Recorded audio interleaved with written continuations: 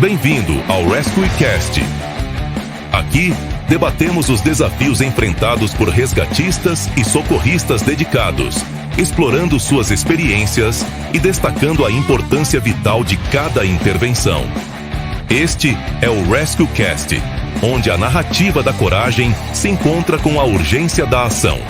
Rescue Cast, criando espaços, salvando vidas.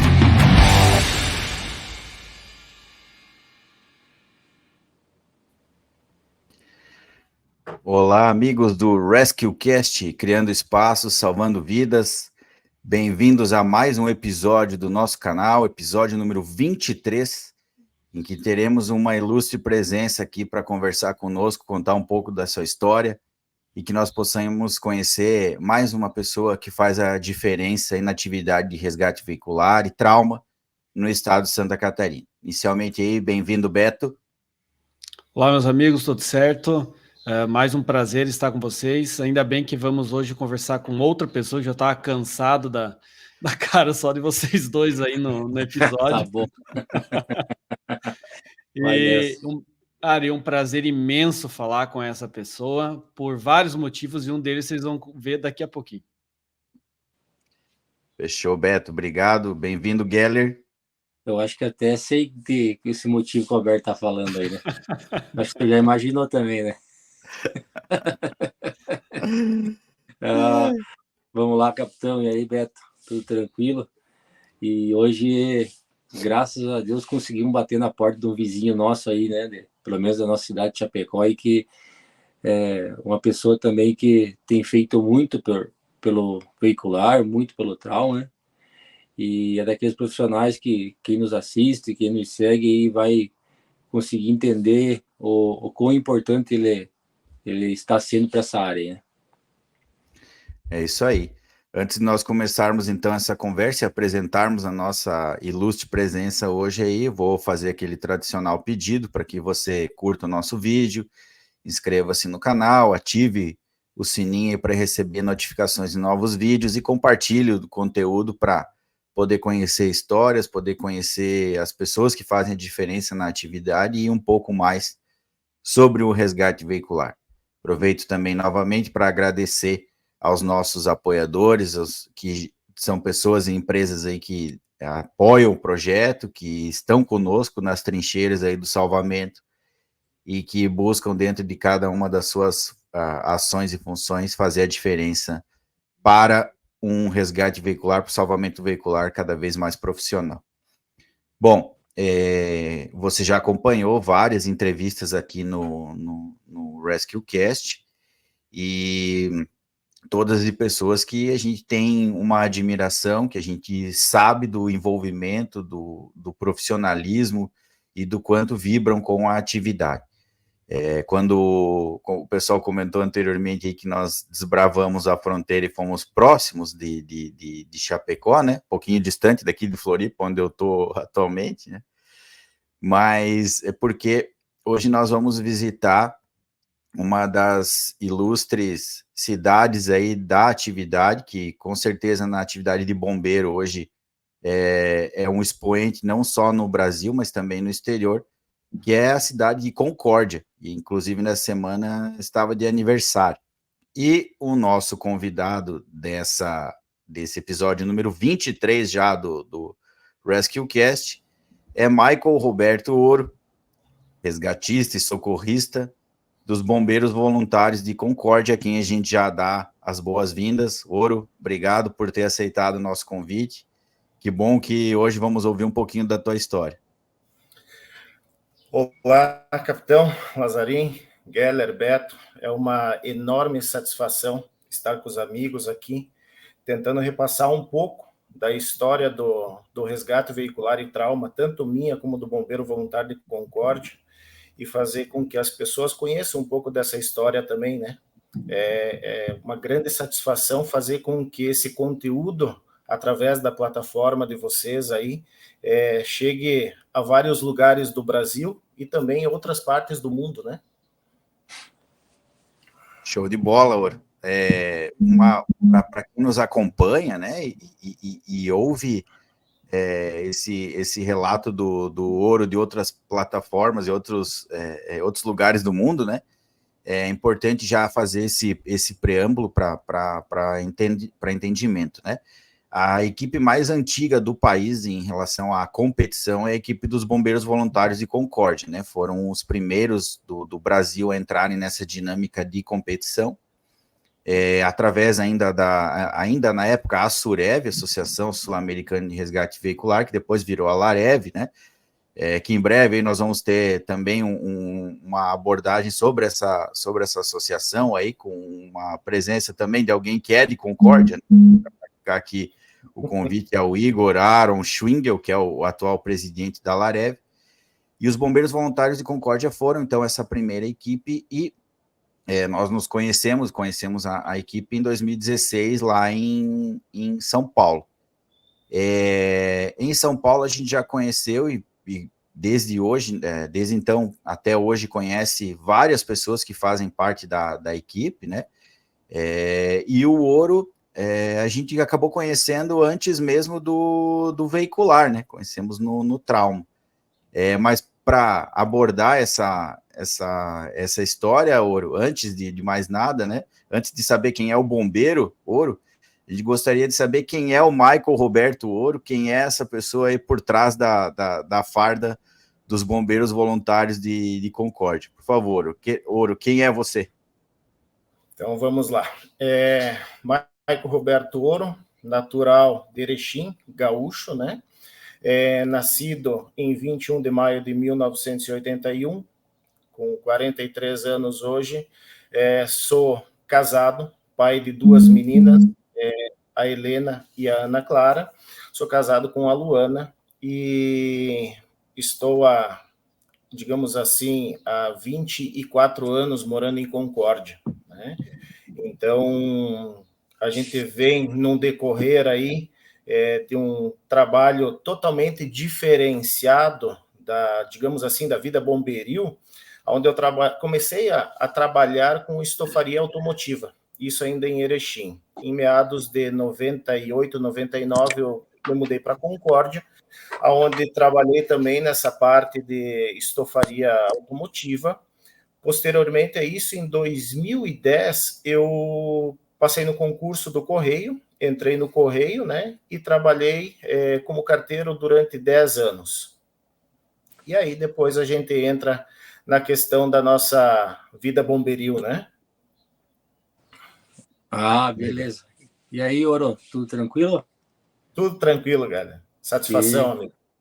A alegria é nossa aí por poder contar contigo no nosso canal aí, que as pessoas te conheçam melhor, né? A gente se conhece bem, aí tem uma vivência muito boa nas competições, no dia a dia, nem tanto pela distância das cidades, né? Apesar de a gente ter falado que é vizinho aí, mas nas competições a gente conversa bastante e entendeu na tua pessoa, além da dedicação, alguém que quer sempre o melhor, tanto pela área do trauma como do veicular. Isso te engrandece e nos deixa muito felizes, né?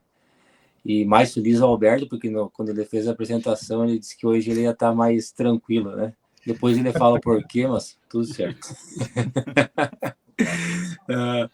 Mas, viu, a gente estava prestando atenção na tua fala, né? E no que você repassou para nós, alguns detalhes a mais da tua vida, né? E lá diz que você também é técnico em processamento de dados, isso, né? Isso. Aí agora está rumou para a área da enfermagem também, né? Isso. Eu fui técnico, eu sou formado em técnico em processamento de dados, né? Comecei um curso de administração, posteriormente, entrando no bombeiro, aí a gente começou a gostar da área do atendimento pré-hospitalar e hoje eu sou acadêmico em enfermagem. Perfeito. Então, é nessa linha aí que vai a minha primeira pergunta para ti. Vamos lá, né? Saiu de dentro do computador, foi para a área da enfermagem, juntando, né? Depois de entrar no bombeiro. Mas, e nesse meio de caminho aí, o que te fez ser bombeiro? Era um desejo teu? Foi o convite de um amigo, enfim, um conhecido? O que te fez virar bombeiro aí em Concórdia? Na verdade, eu não vou dizer que eu tinha o sonho de ser bombeiro, né? A minha vontade sempre foi de partir para a área militar. Mas, aos meus 18 anos no alistamento militar, eu até me alistei como voluntário devido a situações que vinham no decorrer, né, do Exército ali em Erechim. Aquele ano, nós fomos dispensados. Posteriormente a isso, continuei trabalhando aqui em Concórdia, né, que nem eu falei antes, na área de automotiva. Em 2010, eu prestei um concurso público para servidor público nos Correios, né, como carteiro, e ali eu comecei a trabalhar. Mas, assim, nunca tinha muito contato com a questão de bombeiros, né? Em 2015, foi lançado um edital para formação de escola de bombeiros voluntários em Concórdia. A minha esposa, lendo o jornal, ela disse assim, Michael, tu não quer ser bombeiro? Eu disse, mas como bombeiro? Aí ela disse, não, tem um edital aberto para inscrição de bombeiros voluntários aqui em Concórdia. Você vai lá, presta o serviço, né? Não tem a questão da remuneração, você faz um serviço voluntário. Aí, naquela época, a recém tinha feito uma cirurgia de quadril, e aí eu fui fazer a minha inscrição, e ainda o comandante, na época, o Dimar Vitor, ele disse, não posso fazer tua inscrição, porque tu é pós-cirúrgico de quadril, né? E aí, você não vai conseguir fazer o TAF. Já tinha se passado aí uns 15, 20 dias, era um procedimento simples, né? Mas era uma cirurgia.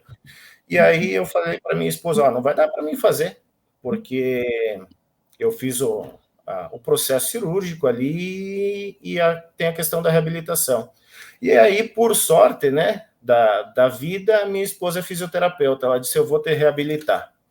E aí a gente começou a fazer uma reabilitação intensiva, e no dia do TAF eu consegui fazer o TAF, tudo direitinho, né? Óbvio, me classifiquei digamos assim, em último, mas classificado, e posteriormente a isso, comecei a fazer a escola de formação de bombeiros voluntários aqui em Concórdia, isso em 2015, com a minha formação em 2016.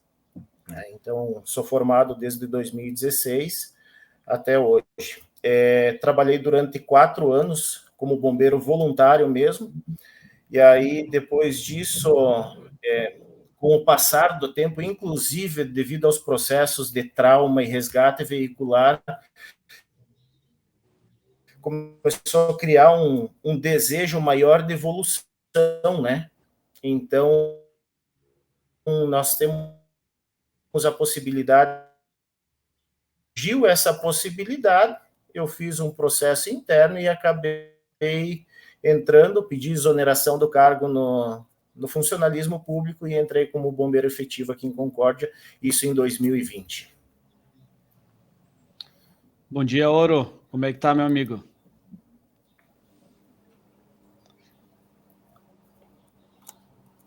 Acho que vocês já puderam perceber aí, quem nos assiste, o porquê que eu não fiquei sozinho hoje, né? Tenho, além do amigo de longa data aí no veicular, a gente tem alguém que é desprovido de cabelo, né? Não vou sofrer bullying sozinho hoje, né?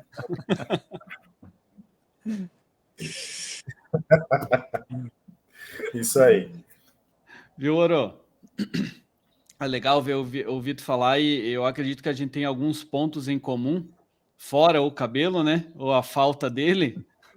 Mas eu também, depois de velho, agora sou acadêmico também, comecei um novo curso superior, e para encaixar essa rotina aí de trabalho, família, estudo, não é fácil, né? Tem várias coisas que tu tem que adaptar. E eu gostaria de saber como funciona o teu trabalho em relação a isso, né? Como é as escalas do bombeiro voluntário, qual é a escala de trabalho de vocês, que a gente vem do meio militar e a gente, a realidade do bombeiro militar, trabalha 24/72, né? Mas a gente gostaria também de saber como funciona a escala do bombeiro voluntário, como é o teu dia a dia, como você consegue organizar essa loucura que deve ser a tua rotina. Então, vamos lá.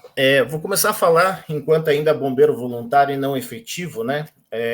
O que acontece? Nós, na parte do bombeiro voluntário, nós temos a questão de um comprometimento para com a corporação. E dessa forma, os bombeiros voluntários, eles têm que fazer uma compensação de horas, que elas são uma média de 30 horas mensais, né? Então, eles têm uma escala onde eles selecionam as datas que eles têm intenção de fazer. Então, vamos supor, eu como bombeiro voluntário, eu quero fazer, por exemplo, plantão nas terças-feiras. Então, eu seleciono todas as terças-feiras que eu tenho disponibilidade, ou não, digamos assim, dias da semana, mas, por exemplo, eu posso fazer plantão dia 2, dia 8, dia 25, né? Então, eu vou e faço um plantão de 12 horas. Hoje nós temos uma escala no bombeiro, que é a escala de nós como efetivos 12 por 36, 12 horas trabalhadas, 36 de descanso, né? E aí, a rotatividade dos bombeiros é muito grande na parte do voluntariado. Já o efetivo não, né? O efetivo ele tem uma escala, tem uma guarnição não, nós temos 3 efetivos durante a noite, mais os voluntários, e durante o dia nós temos uma média de 5 a 6 bombeiros efetivos, mais os voluntários, devido à demanda hoje em Concórdia, né? Nós atendemos uma média de 15 a 25 ocorrências dia. Mais ou menos isso hoje, né? E aí a questão como você disse, da loucura, né? Hoje eu, por exemplo, eu faço outras atividades dentro do bombeiro, né? Participo do núcleo de ensino como instrutor, tanto dos bombeiros mirins e aspirantes, como da escola de formação. Então, a gente quer queira ou não, nas horas de folga que a gente está em casa, a gente está montando aula, fazendo alguma outra atividade relacionada a isso, né? Quer queira ou não, a gente tem essa função também, né? As semelhanças são muito maiores mesmo, né? Já deu para perceber. Isso aí. E uma coisa, Ouro, ouvindo e principalmente lendo, né, para quem nos acompanha, só para vocês entenderem a dinâmica aqui do canal, nós sempre fazemos o convite ao nosso convidado e pedimos breve informações sobre a carreira da pessoa, o que ela fez, né? E nós 3 aqui no nosso grupo, a gente comentou, cara, olha, dá só uma olhada no tamanho do currículo de alguém que entrou em 2016. E realmente, assim, a gente vê quando a paixão pega a pessoa, e que bom, Ouro, né? Que bom que não deu certo na vida militar das Forças Armadas, porque a gente tem que, eu pelo menos penso muito assim, né? Deus sempre age na nossa vida e nos leva para os caminhos mais corretos e naqueles em que a gente vai fazer a diferença no mundo, né? E lendo ali o teu currículo e sabendo quem você é, a gente sabe que você faz a diferença no mundo próximo e nas outras pessoas, né? A paixão pelo bombeiro te pegou de jeito, né? Em 8 anos, o teu currículo é extremamente vasto em relação a essa parte de formação. E até para a gente entender, Ouro, assim, até como o Geller mencionou, a gente percebeu o teu curso de enfermagem, né? Mas o resgate veicular, ele entrou num segundo momento, né? A tua primeira participação mesmo em eventos foi no trauma. Isso. Vou começar um pouco da história, né, do bombeiro voluntário e a minha também. Em 2011, foi o primeiro contato do bombeiro voluntário de Concórdia, junto com, digamos assim, o dinossauro nessa parte do resgate veicular, o Igor, né? Posteriormente a isso, entrou 2 pessoas que são, assim, de suma importância para mim, que me botaram embaixo do braço e fizeram com que eu construísse essa carreira, né? Que foram o Anderson e a Flávia. Em 2016, pós-formado, eu comecei a participar da questão de resgate veicular e trauma como vítima com eles, né? E em 2017 foi o nosso primeiro contato, ou o meu primeiro contato com o trauma, que foi no Nacional em Curitiba, onde participamos eu e a Carol, né, como dupla ainda, uma grande parceira de longa data. Depois, óbvio, a gente teve mudanças aí na questão das duplas e equipes também, mas em 2017 eu tive o primeiro contato com o trauma. Posteriormente a isso, também em 2017 a gente tinha...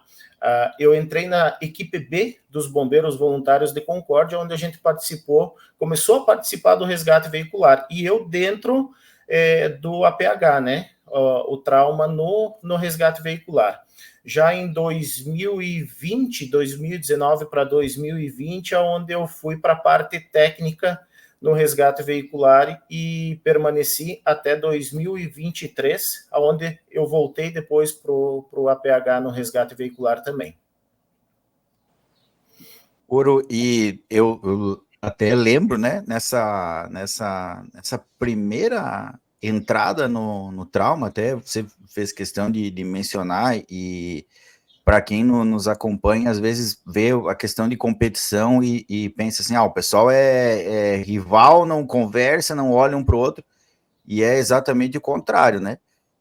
Eu lembro em 2017, ainda na Romênia, quando eu assistia, né, o Anderson e a Flávia trabalhando junto com aquela equipe mista que foi de Chapecó, para o Mundial, olhava assim, meu Deus, olha como esses caras trabalham, olha a sincronia de uma dupla que caiu junto com outros 4 integrantes que nunca tinham treinado junto, né, na época a equipe de Chapecó, que foi com, então, se eu não me engano, hoje é Major, né, o Major Eco, mas o Vili, o Malvese, o Eduardo. O Eduardo. Isso. E aí foi o pessoal, o Júlio fez a parte de tradução e algumas manobras, né, que estava ajudando lá também, e a gente já via esse sincronismo. Então, teus professores dessa parte inicial aí, pô, é time pesado, né, que a gente já manda um abraço aí, os dois são excelentes profissionais e grandes pessoas, né, grandes referências naquilo que fazem. E aí, Ouro, também você, nessa abordagem no trauma, você já teve experiências não apenas nacionais, né? Você já participou de campeonato internacional do trauma. E hoje também como instrutor nessa área, né? Como que você enxerga o APH e a competição de trauma, propriamente dita assim, para o dia a dia? Porque você é um dos primeiros que vem aqui de entrevistado que já carimbou passaporte nas 2 competições, né? Como que você enxerga hoje, Ouro, essa formação do trauma, essa questão de competição para o atendimento de rua? Então, em 2018, foi o primeiro mundial que eu participei, que foi na África do Sul, já com outra dupla, né, o Luiz, e aí a gente vinha num processo de evolução dentro do bombeiro voluntário aqui de Concórdia, para fazer com que a gente melhorasse esse atendimento na rua. Por quê?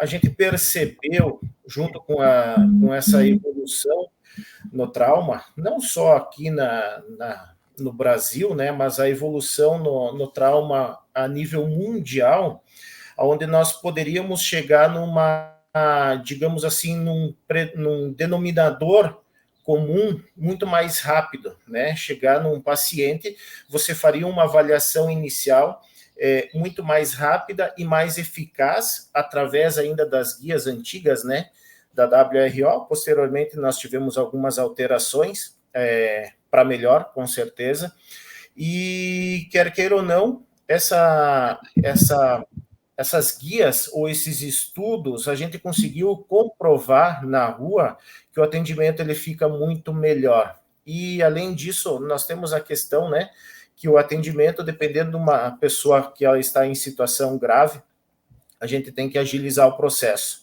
E quando a gente tem esse estudo, ou a gente tem, digamos assim, esse protocolo dentro da nossa cabeça, e no caso assim, ele está fresco, a gente consegue trabalhar muito melhor, né? E faz com que a gente tenha uma avaliação e um atendimento muito melhor na rua. Tanto é que hoje não é mais só no trauma que eu penso assim, mas no resgate veicular também, até pelas técnicas que vem evoluindo, né? Meios não destrutíveis e assim por diante. Mas a questão da evolução no trauma, em atendimentos de rua, para mim, ele teve uma melhora significativa de alguns anos para cá. Oro, primeiro mandar um abraço aí para o Anderson, para a Flávia, para a Carol, atores aí que a gente se encontrou em muitos desafios aí, e como bem o capitão Lazarinho lembrou, quem olha de fora assim parece, mas eles são rivais, são adversários, mas cara, a gente encontra essa competição e a gente conquista amizades e passa a ser amigos, tanto que a gente conversou com o Oro aí, ali no último desafio em Floripa, e a gente já está se devendo um churrasco, né? Temos que marcar essa carne aí, Oro. Oro, mas eu queria, puxando um pouquinho para o lado da competição também, o qual sou aficionado e apaixonado, eu queria ver como tu vê as avaliações, como o capitão bem lembrou também, tu já participou por diversas vezes, né, de desafios, tanto no Brasil como fora, tanto de trauma como de veicular. Como que tu vê a avaliação e a diferença dessa avaliação nesses diferentes países, né, e das diferentes associações, seja a Abres aqui no Brasil, a Larev e a WRO, se você vê alguma diferença entre as avaliações e como você faz também para se moldar a essas diferenças quando você está competindo. Então, vamos lá. A questão primeiro, eu acabei esquecendo, né? A questão da rivalidade que as pessoas acham que as instituições têm, ela se contraria justamente naquela parte que o capitão Lazarinho comentou, onde foi feita uma fusão entre bombeiros voluntários e bombeiros militares em 2017, se não me falha a memória, para ir para a Romênia, né? Onde duas instituições montaram um time e foram para a Romênia e conseguiram, digamos assim, bons resultados. E aí entra a questão da pergunta do Beto aí, que a diferença, hoje ela não é mais tão clara, né? Porque hoje as guias, elas predominam. Então, hoje a gente nós estudamos pelas guias que são a nível mundial. A questão da assessoria, até em 2017, a gente teve certos problemas ainda na África, na questão de avaliação no trauma, né? Onde eles não entendiam alguns procedimentos que nós fazíamos. Já em Luxemburgo, em 2021, já tivemos uma melhora significativa, 2022, desculpa, nós tivemos uma melhora significativa nessa questão, né, dos assessores, e já em 2023, na Espanha, nós, então, digamos assim, que teve uma equalização dessa questão da assessoria, onde todas as equipes já estavam trabalhando num padrão. Hoje nós, no caso, eu presumo que a questão do Brasil, né, por si próprio, ele já está adaptado às guias da WRO. E aí, nós não temos uma diferença na questão de avaliação. Hoje eu percebo que sim, Abres, né, questão de Brasil, ela está adaptada à nossa realidade, mas ela ainda está baseada no protocolo da WRO. Inclusive agora, no último desafio em Florianópolis, onde tivemos a questão, né, e eu achei muito interessante, do trabalho das guarnições reduzidas, né, na questão do atendimento do resgate veicular, que isso eu acho que é uma adaptação à nossa realidade, quer queira ou não, como foi falado em outros episódios, que em nem todos os lugares do Brasil nós vamos ter uma equipe completa. É muito difícil acontecer isso, né? Mas aí entra a questão da adaptação dos assessores para o protocolo local, né, ou atendimento local a questão do Brasil, mas baseado em cima da WRO. Então, hoje eu acho que a diferença não está tão, digamos assim, gritante na questão de avaliação, porque ainda nós temos esse nivelamento, né? Oro, e dessas tuas andanças aí pelo mundo afora, né, nas competições, mais uma pergunta referente à questão de avaliação. Enfim, não sei se tu e a Carol, enfim, tu e quem é a tua dupla que competiu, né, nessas várias vezes, mas a questão da língua, né? Do falar o inglês, né? Vocês usavam ela ou não usavam, né? Ou não usaram? E como você vê essa diferença? Você acha que a pessoa tendo essa fluência aí, né, vai conquistar um resultado mais expressivo? No meu ponto de vista, sim. Por quê? Quer queira ou não, nós temos um delay se nós levarmos tradutores, né? Tem a questão do delay tempo. Isso, no meu ponto de vista, é extremamente prejudicial para as equipes. Em 2017, nós fomos para a África, eu e o Luiz, e nós tivemos como parceria o Júlio, inclusive, de tradutor nas provas, né? O Júlio e o Dr. Edson, ainda ex-presidente da Abres ali.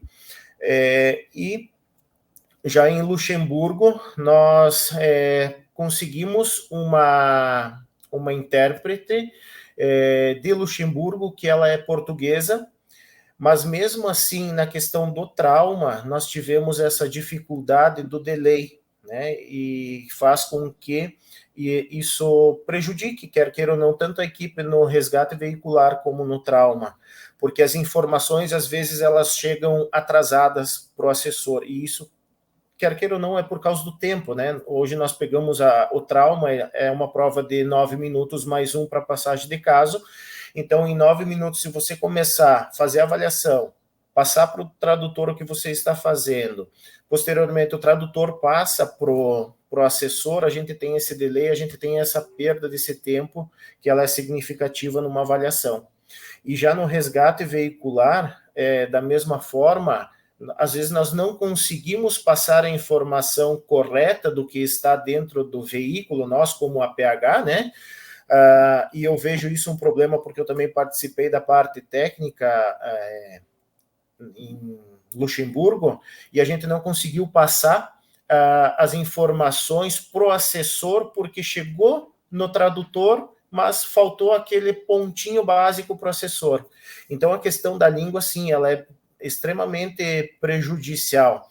Então, nós teríamos que, sim, se adaptar, né, como a WRO prevê, que a língua seja o inglês, então nós teríamos que se adaptar, sim, a fazer um curso de inglês e assim por diante, para nós conseguir chegar a ter melhores resultados nessa questão aí também dos desempenhos nos desafios, né? E para quem nos assiste, nos ouve, né?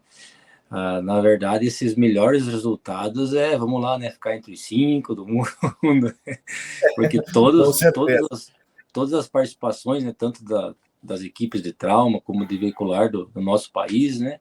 Aí citamos também o pessoal da ESB de São Paulo, foram muito expressivas por tudo que a gente tem de condições, né? Tem de materiais, as nossas dificuldades, como já tu bem falou, de escala, de horário, de adaptação, tudo. As equipes do Brasil estão de parabéns, todas as formações que participaram, né? Porque agora, quando você fala em equipes do Brasil para a WRO, eles têm uma baita referência, né? Então, nós já conseguimos deixar o nosso nome lá para o pessoal lembrar, né? E a cada ano a gente vem buscando melhorar. Mas, Ouro, e vamos lá, né? Como que é essa parte, saindo um pouquinho da competição, mas também que tem a junção com isso, como que é a parte formativa de um bombeiro voluntário na área do resgate veicular, né? E do trauma também a gente pode conversar, porque tem isso nas tuas veias aí, corre esse sangue da área do trauma. Como que é essa parte formativa de vocês, vamos lá, para alguém que está iniciando na corporação? Então, vamos lá. Hoje, a Corporação de Concórdia, ela está dotada de aproximadamente 113 bombeiros voluntários. Para vocês terem uma ideia, hoje nós estamos finalizando uma escola de formação com 20 bombeiros voluntários, e ontem nós começamos uma escola de formação de socorristas voluntários aqui em Concórdia, né, que eles vão atuar somente em ambulâncias. Esse curso de socorristas, ele é um convênio com o Instituto Federal Catarinense Campus Balneário Camboriú, onde nós temos um curso de APH-B que ele vem em cima de mais ou menos 300 horas. de formação.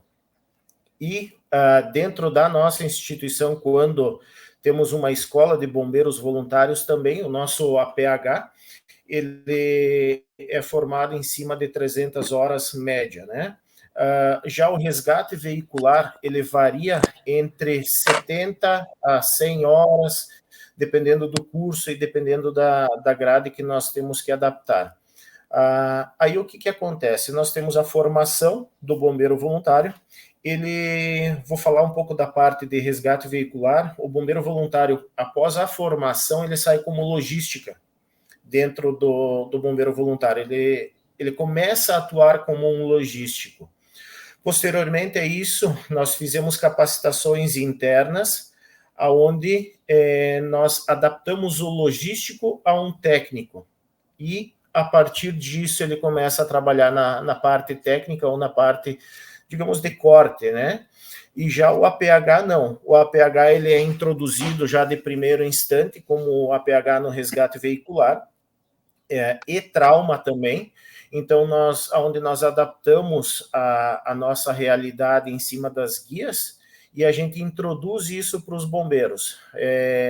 Aí o que acontece? Esses bombeiros, eles já saem atuando também na parte de logística e na parte de atendimento pré-hospitalar no resgate veicular e trauma. Então, seriam mais ou menos isso, né? A questão da formação nossa na parte dos bombeiros aqui de Concórdia. Legal, Ouro, em relação a essa adaptação, que é mais interessante, né? Eu queria te fazer essa pergunta. Na tua atuação anterior ao bombeiro, né, como estofador, você aprendeu a desmontar carro, né? E eu acho que vai ficar bem característico. Eu lembro do desafio em Chapecó, desafio nacional, e depois assistindo as outras manobras, né, nas tuas duas atuações, tanto como socorrista e como técnico, deu para perceber essa utilização, digamos assim, dos conhecimentos prévios para a manobra, o que deu grande diferença, né? E que a gente sempre tem comentado aqui, às vezes as soluções, elas vêm dos lugares que a gente menos imaginaria, né? Porque, vamos lá, quem conhece mecânica sabe que se eu levar meu carro lá para arrumar ele, o mecânico vai destruir meu carro, não vai cortar nada, ele vai desmontar. E isso ficou muito característico nas manobras que vocês executaram, né? Hoje, Ouro, você já conseguiu levar isso também para dentro do veicular na formação? É algo que, digamos assim, já conseguiu implementar? E quando eu falo isso, levar para a formação, é importante destacar para quem nos acompanha e quem é resgatista, que ainda a gente gosta demais de cortar o carro. Nós somos ainda muito, né? Não que não seja legal cortar o carro, é claro que ver uma ferramenta destruindo ferragem, ninguém está dizendo que não é legal. Só que quando eu posso fazer outras coisas que sejam nada destrutivas ou que sejam pouquíssimo destrutivas em relação à manobra, além de ganhar tempo, eu preservo o patrimônio daquela pessoa que está já ferida ali, né? Vai pesar antes o patrimônio do que a vida? Não é essa a questão. A questão é que se eu posso fazer de outra maneira, a mesma coisa que a analogia que se faz é o pé na porta no combate a incêndio, né? Eu nem tentei ver se a maçaneta está abrindo, eu já chego metendo o pé na porta, né? Então, a pergunta é, Ouro, como que você enxerga essa tua formação anterior e se ela já está hoje impregnada nessa formação dos novos bombeiros, com essa visão mais alinhada para essa nova doutrina? Eu trabalhei durante 15 anos em estofaria automotiva. Então eu tenho um conhecimento muito bom da parte interna dos veículos, né, e anatomia veicular. Já trabalhei com o meu pai, antes ainda de começar a trabalhar fora, eu trabalhava com meu pai e com o meu tio na parte de chapeação e mecânica automotiva. Depois eu comecei a trabalhar em estofaria, então eu tenho um conhecimento muito bom, né, de estrutura interna dos veículos, principalmente a questão de bancos, que hoje é uma dificuldade muito grande para um resgatista saber aonde cortar um banco, saber como cortar, saber como desmanchar. Até você citou, Lazarinho, a questão do desafio que teve ali em Chapecó. Eu me lembro que, a princípio, nós tínhamos uma informação que o encosto era um gol ainda, um golzinho quadrado, o encosto ele não mexia. E aí eu entrei dentro do veículo, pensei, não, esse encosto aqui ele vai sair, é facilzinho. Passei a informação para o comando, banco sai, encosto sai. E aí a gente acabou retirando o encosto, retirando o banco, tudo certinho. Aí depois a gente acabou trocando essa informação depois da prova, né? E aí a gente teve um feedback sobre essa questão também.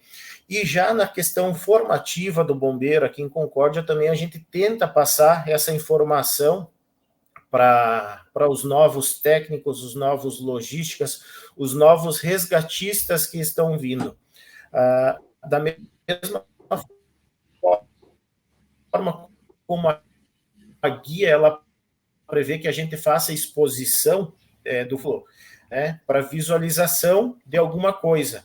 E isso que a gente tenta passar para os nossos técnicos ou os nossos resgatistas.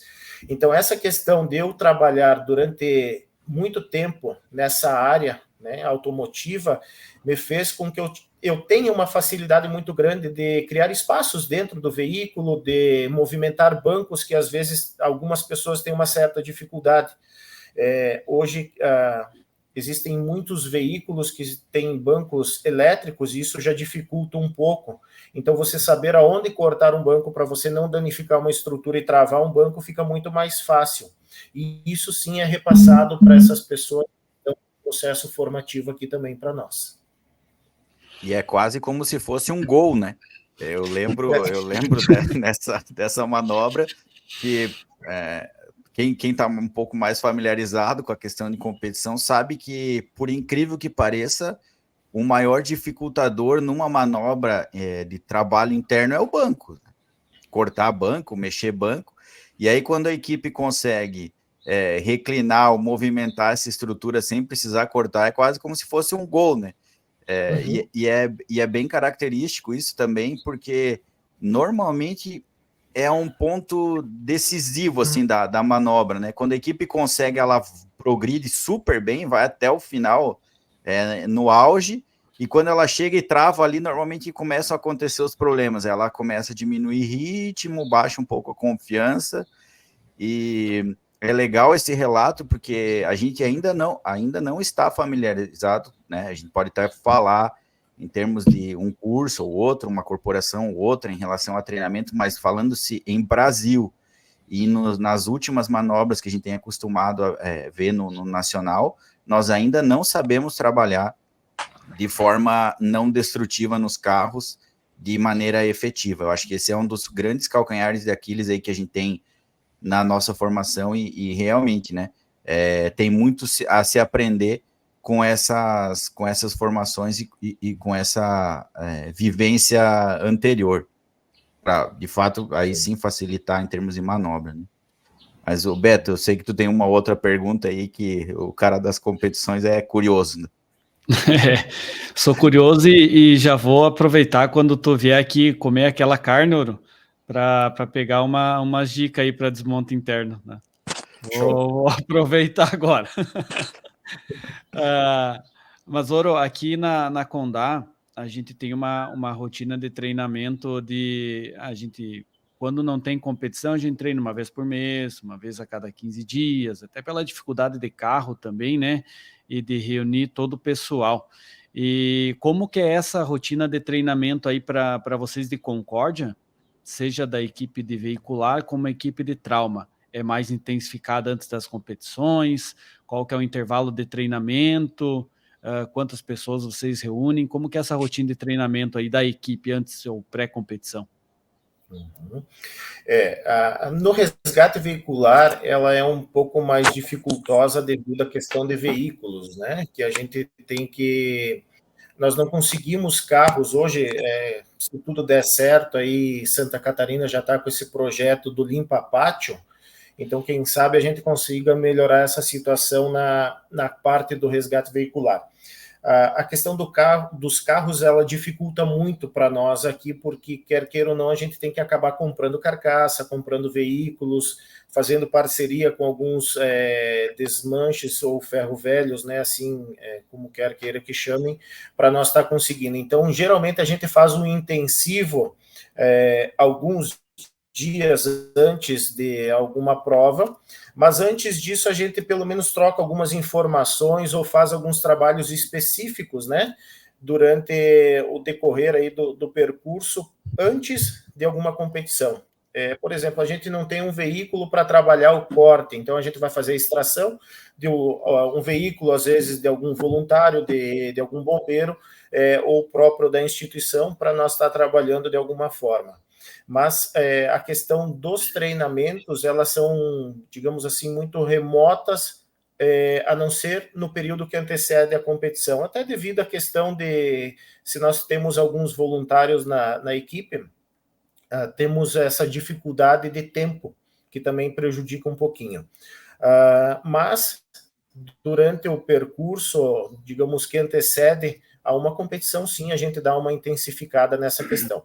Já no trauma, agora nós passamos a questão do brasileiro, da seletiva catarinense e nacional de trauma, que aconteceu há pouco tempo atrás, e agora nós já estamos começando a pensar em trabalhar, né, com as equipes que participaram e também equipes novas, porque a gente geralmente, ano a ano, a gente faz faz convites para os bombeiros aqui de Concórdia, para que quem queira participar ou quem queira participar da seletiva interna que a gente faz aqui também, ou da própria seletiva estadual ou nacional, a gente faz esse convite para começar a agregar novas pessoas, novas duplas.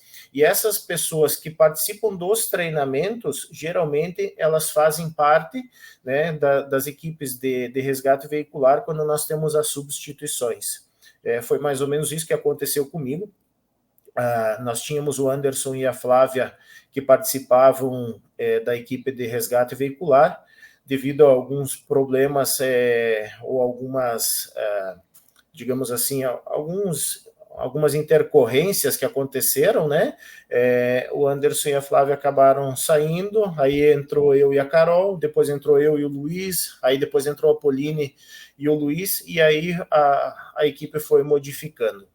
E aí sim, né, a gente consegue fazer um intensivo antes das competições, tanto no resgate veicular e no trauma, mas o trauma a gente tenta sempre manter os treinamentos durante o ano, porque quer queira ou não, assim como o resgate veicular, mas o trauma a gente tem uma demanda muito maior no dia a dia na nossa corporação. O nosso carro-chefe hoje é o trauma, né?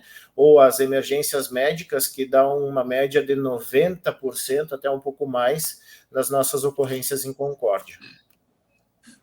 Ouro, e nessa tua fala aí, e não é que deu para perceber, mas nessa tua configuração aí dos bombeiros voluntários de todo ano estar incrementando pessoas novas, e na nossa conversa lá no DCR do nosso estado, você nos falou que estariam saindo um pouquinho da parte competitiva, né? Então nós estamos curiosos aí, porque é uma transição de um competidor para um professor, né? Assim, o cara ainda tem aquela querer de estar competindo, mas assim, não, agora a minha parte é ser professor e é mostrar o caminho para essas pessoas. Isso ocorreu mesmo? Agora você está focado, está determinado somente a parte de instrução, de formar novas equipes, ou ainda vão nos encontrar nas competições? Na verdade, eu tomei uma decisão, né, de sair do APH, do trauma, e o APH no resgate veicular, porque, quer queira ou não, eu já estou desde 2017, embora minha família acompanhe bastante, creio que vocês tenham percebido isso também, né? Inclusive consegui, graças ao bom Deus, aí levar minha família em 2017 para a África, nos outros mundiais não consegui, mas em Brasília, quando a gente foi para o Nacional, acabei levando a família junto e assim por diante. a gente conseguiu conciliar bem essa parte de estar levando a família junto em alguns desafios. Agora, depois disso, tomado essa decisão, no caso, foi tomada justamente para mim dar uma acalmada, ficar um pouco mais em casa, né? Curtir um pouco mais a família também, e justamente participar da parte de instrução, melhorar essa parte de instrução. Não que a gente vai ficar fora, né? Que a gente fique fora do processo. A gente, de alguma forma, vai tentar sempre se manter atualizado. E também, quer queira ou não, digamos assim, um sonho, né? É que um dia, de repente, a gente possa estar do outro lado, assessorando as equipes e fazendo com que essas equipes evoluam cada vez mais. Hoje, a questão de assessoria, ela digamos, a primeira vez que eu tive o contato com um assessor foi em 2017 em Curitiba, e depois em 2017 em Joaçaba, né, no primeiro desafio catarinense que teve ali. E aí eu fiquei pensando, ainda foi o Dr. Blanco, um dos mestres na questão do APH, né? E o Anderson, eu fiquei pensando, cara, um dia, quem sabe, eu chego lá. E é essa a intenção, de repente, num futuro, aí a gente conseguir fazer parte disso aí também. Mas óbvio que a gente não vai... das competições, a princípio, a gente... Não é que abandonou, a gente vai dar uma acalmada, vai ficar meio de lado, né? E vai deixar outras pessoas novas participarem, porque, quer queira ou não, o processo ele tem que ser renovado e novas pessoas, novos integrantes têm que entrar no processo e fazer com que as coisas evoluam. Sabe, Ouro, enquanto o Geller fazia a pergunta para ti, eu fiquei observando algumas reações do Beto e observando, né? Você que assistiu o episódio, se não percebeu, vai até o final do episódio, depois volta para dar essa olhada, porque falar sobre o processo de transição não é fácil.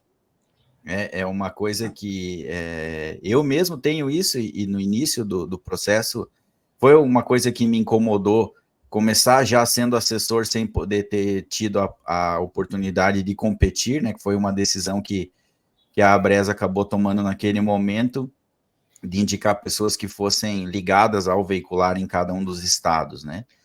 Mas essa transição, até mesmo dentro da própria equipe, é o que mantém ela forte durante os anos, e isso aqui já é notório, que o Bombeiro Voluntário de Concórdia, hoje, em termos de longevidade, de força e de número de integrantes, é uma das equipes mais fortes do país, porque conseguiu colocar mais de 15 pessoas já em evento, e a gente sabendo ainda mais essa dinâmica, né, de bombeiros voluntários, de alguns que são efetivos, mas que conciliam com escala, é algo extremamente notável e serve de exemplo para todos nós, em relação à capacidade de organização e transição de equipe. Mas se o bombeiro voluntário de Concórdia perde um competidor, digamos assim, eu vejo que, com certeza, Ouro, a ABRES pode ganhar, sim, um excelente assessor. E nós precisamos de pessoas no assessoramento que já tenham tido, né, esse contato com as ferragens, o contato com o trauma, para que entendam o peso que é assessorar alguém.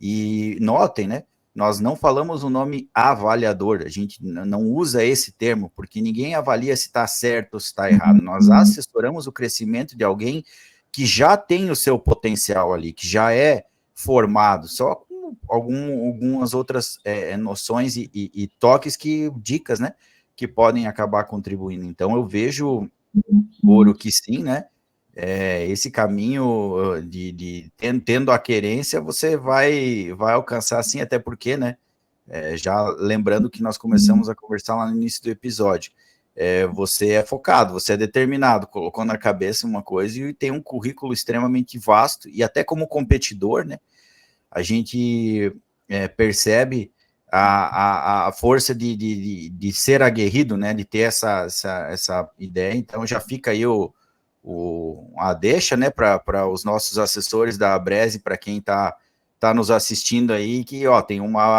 tem ter um candidato forte a ser assessor, porque é lógico, né? Isso também, algumas pessoas ficam com essa dúvida, tá, mas aí a pessoa está no assessoramento, ela não está mais envolvida com equipe de competição, com treinamento, muito pelo contrário. Se o assessor simplesmente fizer o curso e se afastar do processo, ele perde a tinta da caneta, ele perde o ritmo de avaliação, ele perde a percepção. Então, a gente tem uma outra dinâmica para, né, aquela rotina de treinamento que ela é desgastante, tem uma pressão extremamente diferente, né, porque ninguém entra num processo para passar vergonha, digamos assim, né, ninguém quer entrar e lá fazer um trabalho de qualquer forma, pelo contrário, por isso que o peso de ser competidor é alto, né, até porque o competidor vira uma referência local, ele acaba sendo aquele farol que vai orientando os novos, né, os aspirantes, vai sendo uma referência para os novos soldados, para os novos oficiais, isso é uma coisa notória, né? Então, Ouro, eu só espero que realmente, né, você esteja do lado de cada força, como eu já tenho dito isso para alguns aqui, até mesmo desse canal, que estão aqui conosco, Ouro, que eu já tenho dito, né? Tá na hora de fazer a transição, tá na hora de vir para cá avaliar, deixar nós cuidar da logística e vocês avaliar, então sempre fica isso, né? Mas aí, Ouro, além disso, né, além desse teu interesse em ser assessor, dessa tua formação em enfermagem que você está buscando, quais são os teus próximos passos, assim, o que você almeja em termos de futuro em relação seja a atividade profissional, né, ou até mesmo essa formação de equipes e assessoramento, como que você se enxerga daqui 10 anos aí nessa parte de resgate veicular e trauma? Então, hoje eu sempre uso uma frase, né, que o comodismo nos torna obsoletos.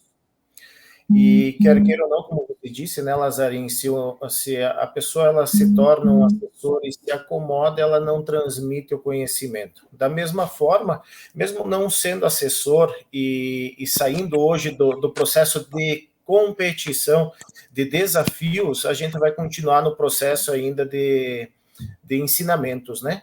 Para vocês terem uma ideia, até eu fiz uma estatística básica aí durante os últimos dias, e nós tivemos aproximadamente 60 pessoas que passaram pelo processo de, não capacitação, mas de melhora, de qualificação para esses desafios, né? Nós tivemos seletivas internas aqui em Concórdia, e tanto nas seletivas internas como nas estaduais, no processo de resgate veicular, nós tivemos aproximadamente 60 pessoas que nós conseguimos melhorar a atuação delas, tanto no resgate veicular e no trauma.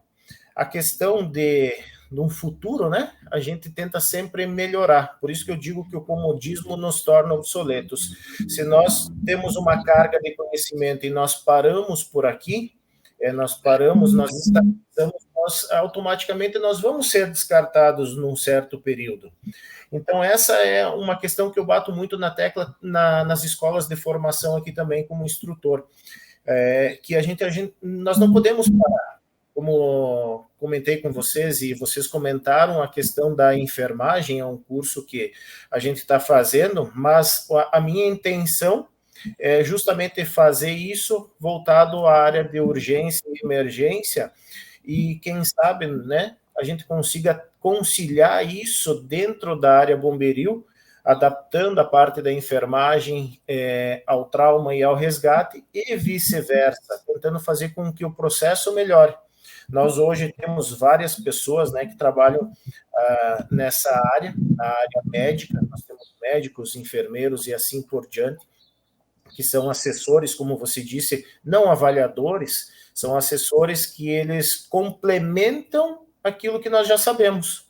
E dessa forma, esse é o meu pensamento para um futuro, né? Embora não esteja mais em competições, em desafios, atuando como competidor ou desafiador, tentando buscar novos conceitos, novos protocolos, mas de repente a gente está auxiliando novas pessoas, conseguindo trabalhar, conciliando nessa área do bombeiro, tanto voluntário como militar, trabalhando em novas técnicas, novas tecnologias, melhorando os procedimentos aí no futuro, fazendo com que isso evolua e tenha uma evolução contínua. Cara, que visão espetacular, né? Que privilégio a gente nesse episódio 23 ter conversado com uma pessoa de uma mentalidade tão forte, né? E aqui ficam várias lições, né? De que querendo, de que buscando e tendo aquilo já dentro do coração mesmo, como princípio, não tem o que dê errado, né? Então, cara, meus parabéns. Antes de fazer essa finalização, né? Já estamos rumando aí para o nosso final do episódio. Eu antes quero abrir a palavra aí ao Beto, inicialmente, para fazer as suas considerações finais aí para o nosso ilustre convidado, Michael Roberto Ouro, bombeiro voluntário de Concórdia. Beto, por gentileza.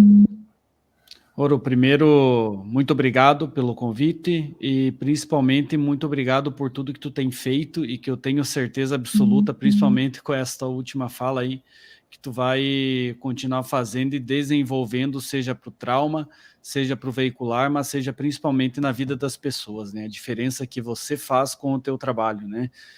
Como eu falei, as coincidências são muito grandes, né? Desde ter entrado nesse processo de veicular um pouquinho mais tarde, a fisionomia é parecida, a idade é parecida, mas acho que principalmente a mentalidade, né? Essa mentalidade de querer sempre buscar algo melhor, de não desistir, de não se abalar e sempre estar buscando esse aperfeiçoamento. Eu acho que quem ganha é o povo de Concórdia, quem ganha são os bombeiros voluntários de Concórdia, a sociedade que, com certeza, quando tiver uma maleza e tiver que ser atendida por um bombeiro voluntário de Concórdia, vai estar em boas mãos, porque o professor deles foi acima da média, né? Então, cara, meus parabéns e muito obrigado mesmo pelo convite, pela convivência, e fica a nossa promessa aí de se reunir em outro horário aí para a gente comer aquela carne e tomar aquela gelada também. Tá? Muito certeza. Obrigado mesmo, cara. Com certeza. Fechou, Beto. Geller. Uro, eu também vou te agradecer e principalmente por ter contado para nós, né, e para quem nos assiste e quem nos ouve, um pouco da história, né, e que realmente ela faz jus e para todos, né? Percebo que em momento algum da tua fala, isso a gente já tinha isso da tua pessoa, mas para quem não te conhecia melhor, você falou em desistir, falou em desânimo, e falou em dificuldade que atrapalhou, bem pelo contrário. Você, juntamente com os demais da equipe dos bombeiros voluntários, que a gente também conhece, passaram por cima de tudo isso, e se tornaram fortes, né? Porque por essa mentalidade positiva e por esse gosto que vocês têm pelo que vocês fazem. E isso é de uma grandiosidade imensa, que a gente percebe em poucas pessoas isso, seja ela em qualquer meio que esteja, né? Então, sim, todo o povo de Concórdia, que é muito querido por nós, e que nós respeitamos bastante, está muito bem assistido por vocês, e que esses novos alunos que você vai formar, essas novas pessoas que vocês vai colocar aí no mundo bomberil, seja competitivo ou não, consigam entender tudo que a tua pessoa transmite, para que, com certeza, eles vão ser pessoas fenomenais aí. Muito obrigado mesmo e espero que esse churrasco aí saia logo aí. Com certeza.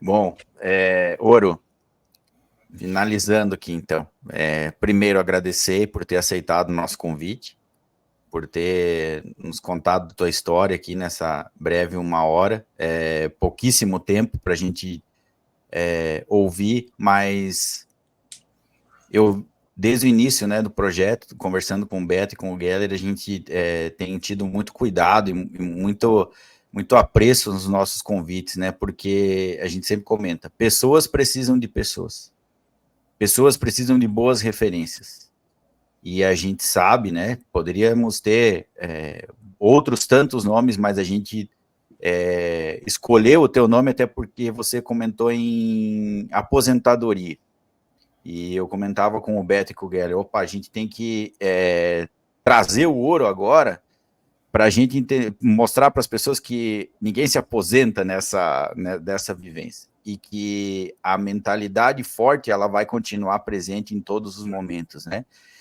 E eu corroboro com o que o Beto e o Geller comentaram, mas principalmente assim pelo que a gente já viu, né? Determinação, quanto você é um cara determinado, que faz a diferença, e aqui a gente faz essa referência novamente, de que as pessoas, antes de conhecer ou de falar sobre algum processo, elas precisam conhecer o processo, elas precisam se envolver no processo, elas precisam saber como as coisas funcionam no seu treinamento, no seu dia a dia, e entender que a dinâmica, principalmente de quem quer estar envolvido ainda mais com competição, com formação, com instrução, ela é bem pesada. Ela é bem pesada porque as pessoas replicam, e isso eu já ouvi numa fala tua também, aqui nas grades do centro de ensino, né? As pessoas replicam exatamente aquilo que elas veem durante a sua formação e aquilo que elas assistem. Quando a gente falava sobre transmissão ao vivo, né? Estava ali junto o Juliano também, e a gente comentava sobre esse papel que existe de ser uma referência. Então, o Ouro, você não é uma referência só apenas, né, em Concórdia, para os bombeiros voluntários, você é uma referência para nós, bombeiros militares, você é uma referência nacional já no trauma e no veicular, e eu rogo a Deus realmente que você tenha essa oportunidade para ser um assessor, que com certeza você vai continuar mudando vidas e vai continuar criando espaços para que outros também possam salvar vidas, né? Então, Ouro, muito obrigado. Foi um prazer conversar contigo nessa 1 hora aí, no nosso episódio número 23. Senhores, muito obrigado. Eu tenho, assim, uma gratidão enorme pelo que vocês fizeram, por aceitar, né, ou me convidar e fazer com que eu estivesse nessa plataforma que vocês têm hoje. E é uma grande satisfação dizer que hoje o bombeiro de Santa Catarina, independente de ser militar, voluntário, comunitário, civil, ele é uma referência no Brasil, né? Quer queira ou não, ele é referência hoje no Brasil e até no mundo também, porque, como o Geller falou antes, nós colocamos o nosso nomezinho, digamos, naquela tábua, né? E aquela tábua vai ficar para sempre. Ou colocamos o nosso preguinho na madeira e o buraco fica para sempre.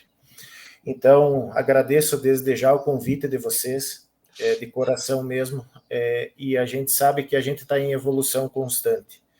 Mesmo falando, digamos assim, numa certa aposentadoria, óbvio que a gente nunca pensa em desistir, mas sempre evoluir. Então, a gente está nesse meio constante. Parabéns a vocês, mais uma vez, por levar esse conhecimento, levar as informações das pessoas, né, dos que trabalham nesse meio, a todos os cantos do Brasil e aos cantos do mundo aí também. Muito obrigado de coração. Fechou, meu amigo. Obrigado, Ouro. Obrigado, Beto. Obrigado, Geller, aí pelo mais um bate-papo aí nesse episódio 23. Obrigado a todos vocês aí que nos acompanharam, que escutaram grandes histórias sobre mentalidade, sobre fazer a diferença na atividade para que outras pessoas possam viver. Lembrem-se sempre disso, pessoas precisam de pessoas e precisam de bons exemplos. Nada melhor do que escutar histórias e saber como essas pessoas vivem no dia a dia para ter a certeza que podem sim ser um farol para todos nós. Obrigado a todos vocês que nos acompanharam e nos vemos em breve no episódio número 24 do Rescue Cast, Criando Espaços, Salvando Vidas. Você acompanhou a mais um episódio do Rescue Cast. Curta e compartilhe nosso canal, porque o conhecimento salva vidas. Até breve!